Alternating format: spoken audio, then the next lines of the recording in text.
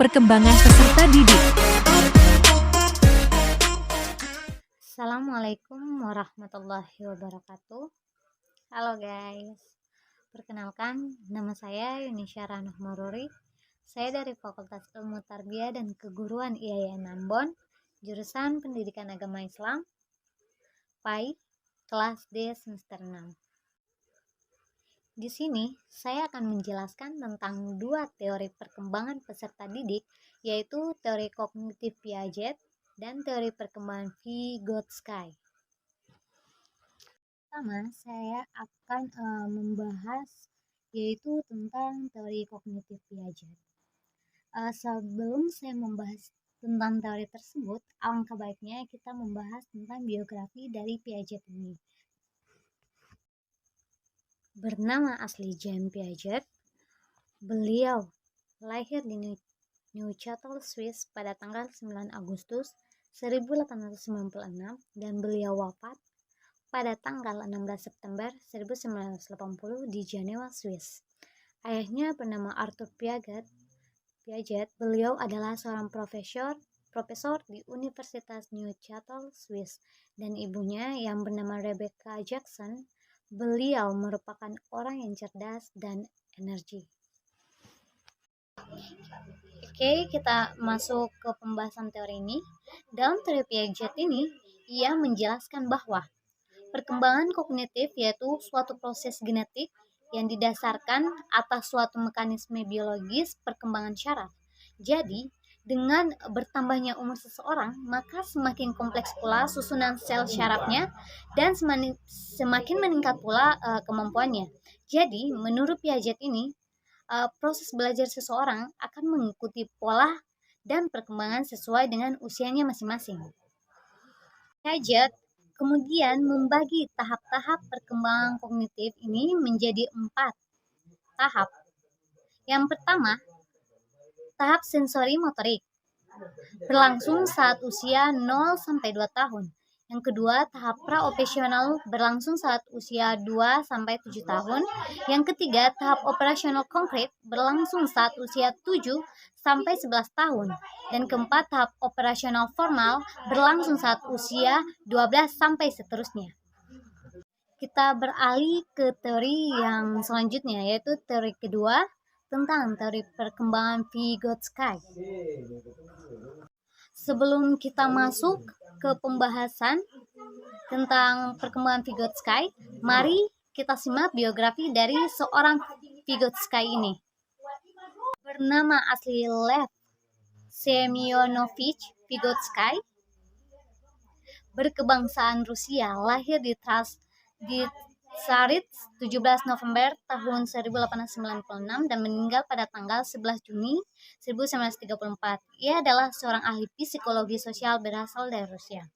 Tokoh ini juga merupakan salah satu filosof keturunan Yahudi. Bakat filsafat yang dimiliki Lev Semyonovich telah dimiliki sejak kecil. Awalnya, Lev tumbuh menjadi remaja penggemar sastra. Kegemarannya ini juga menjadi sebuah keuntungan untuknya. Semyonovich mengawali karirnya dengan mengajar sastra di sebuah lembaga hingga beliau diminati untuk mengampu psikologi. Setelah menjadi tenaga pendidik psikologi, inilah Lev Semyonovich atau Vygotsky mulai menyukai kajian tersebut. Pada dasarnya, Vygotsky tidak memiliki basic pendidikan formal dari ilmu psikologi. Namun, beliau nekat menekuninya di usia 28 tahun. Awal dari keterpaksaan itulah, Vygotsky akhirnya mau mendalami psikologi di Institut Psikologi Moskow.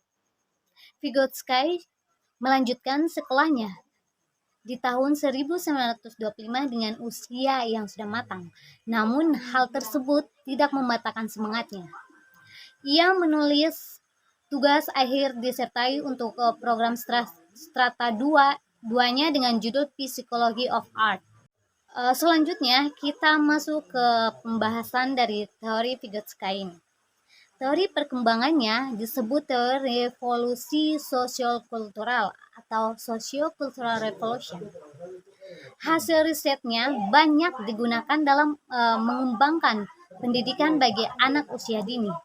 Teori Vygotsky difokuskan pada bagaimana perkembangan kognitif anak dapat dibantu melalui interaksi sosial.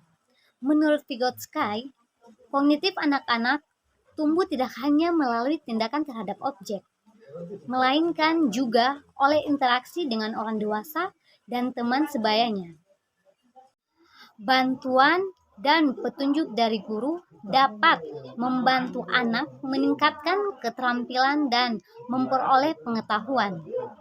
Sedangkan teman sebaya yang menguasai suatu keahlian dapat dipelajari anak-anak lain melalui model atau bimbingan secara lisan. Artinya, anak-anak dapat membangun pengetahuannya dari belajar melalui orang dewasa, entah itu guru, dan tidak semata-mata dari benda atau objek saja. Belajar dan bekerja dengan orang lain dapat memberikan kesempatan kepada anak untuk merespon orang lain melalui saran, komentar, pertanyaan, atau tindakan. Guru harus menjadi seorang ahli pengamat bagi anak, memahami tingkat belajar mereka, dan mempertimbangkan apa langkah berikut untuk memenuhi kebutuhan anak secara individual. Inti dari teori Vygotsky ini lebih menekankan pada interaksi antara aspek internal dan aspek eksternal dari pembelajaran dan menekankannya pada lingkungan sosial pembelajaran. Menurut teori Vygotsky, fungsi kognitif manusia berasal dari interaksi sosial setiap individu dalam konteks budaya. Mungkin itu saja penjelasan dari saya. Kurang dan lebihnya saya mohon maaf.